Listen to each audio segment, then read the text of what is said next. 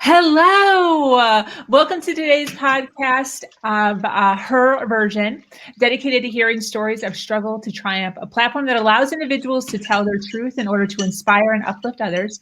I am your host, Sabrina Victoria. If you are new to this podcast, make sure to follow, like, subscribe, and share. Today, I am sharing the platform with Miss Vivian. How are you? I'm doing great. I hope you're doing well. I'm doing fantastic. Vivian, Awesome. last minute, where are you again? I Sweden? am in Stockholm, Sweden. Yes. Sweden, last minute. I had a cancellation and I literally just messaged her like less than 24 hours Yay! ago. And I'm like, will Yes, you fill in for me? So thank you so much for hanging out with me. I appreciate of course. you. We were just talking about gray hair.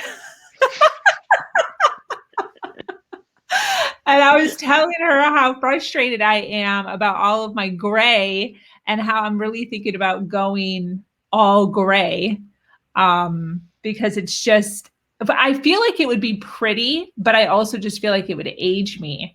So I don't know. I don't know what to do. Hmm. I I, I did am I am see. one of those people that are gonna be coloring their hair till like I die. So Yeah. I'm already committed. I did get quite a bit. Did you let your hair grow out during COVID or no? Well, I color my own hair, so no, I Got it. I did So not. before COVID, I went to a girl every 4 months and she would color my hair and straighten my hair. Hmm. So like every 4 months, my hair would be straight for like a week or two because it only stays until you wash it again. Mhm. Uh, but then once COVID hit, all that closed down. So even after COVID kind of like let up, probably like a year actually, I let my hair grow out for like a year. So my gray hair was probably Oh like shit. here. Yeah, it actually, and it didn't look bad.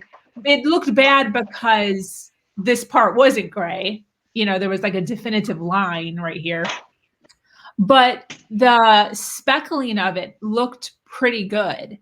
But then my vanity got in the way because once I started seeing clients again, like face to face, I didn't want to show up looking ridiculous. So I dyed it again. But I'm just so now I do dye my hair on my own because, well, price, and it was weird with COVID for a second. Like, do we go? Do we not go? I hated wearing my mask for like 2 hours while I'm sitting there. So I just called my mom and I was like, how do I get hair dye from a store, which is obviously what you do? No, I get it from a hairdresser. That's what the place that I go is like a high-end hairdresser place. But you can go Okay. in and actually buy at the same place that your hairdresser buys. Okay, so my sister is a hairdresser, and she was the person who initially introduced me to this line of professional products from Redken called Shades. Got it. And she's been doing hair for like, I don't know, 25 years or something, 30 years, something like that. And yeah, so she color matched my hair, and I think the one I use is called Caramel or something. And I was telling you, Sabrina, like the thing about me coloring my hair with Shades is a semi-permanent hair color. It's every 2 weeks, and I do have the gray in the back. I have like little pieces in here and there, but if you just because with dark hair especially, it's Yes. like natural hair has like a certain shine to it, but when you color it, it does not have that shine anymore. Yeah. So I want to keep as much of my natural kind of hair color as possible. So that's why I only color my hairline, and that's where the most of the gray goes. So if you choose to, maybe you can ask your hairdresser, what are my options for red and shade? Got it. Yeah, I'll ask. But I like that you're telling me that though, because I do all of it. And I don't even like the whole thing. I just go like all around like this length. Um, but I don't even know how much I need it in the back. But that's part of my Okay. frustration with it because it's such a mess because my hair's curly. So like trying to get it in there and separate it, it's knotted. It's this whole, oh.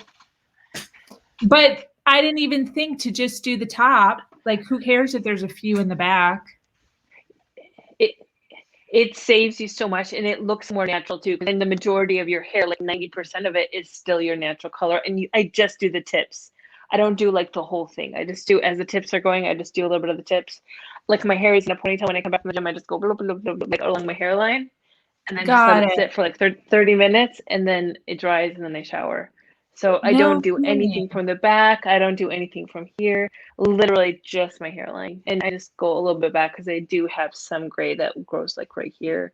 But yeah, I just take this little brush, and a little goes a long, long way. Like one bottle of red can last me for almost a year. So yeah, Yeah, and yeah.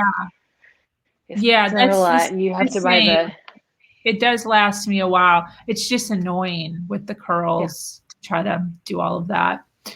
So I'm going to look into that. That's cool. Thank you. I'm glad that I brought that of up. I course. don't even know how I even did that.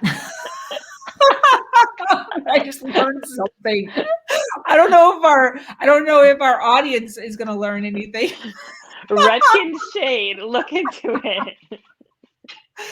So we are here today, and we each have 3 questions that we're going to be asking each other. Neither one of us know what the other person's asking, so it could be super non-invasive or super personal. We have no idea. So I asked her before we got on the call, who's going first, and she said I can go first. So I'm going to ask the first question. One thing I am going to do that I haven't been doing is I'm going to put this on the screen. Is it going to pop up? Mm-hmm. This on the screen so that we know what question we're on. And this will also help me divide it when I divide it later. So question 1 is my turn. Are you ready? Or can you hear me, I guess? Yeah. Yeah. Okay. If you knew you were going to die in a year, what would you be doing differently and why?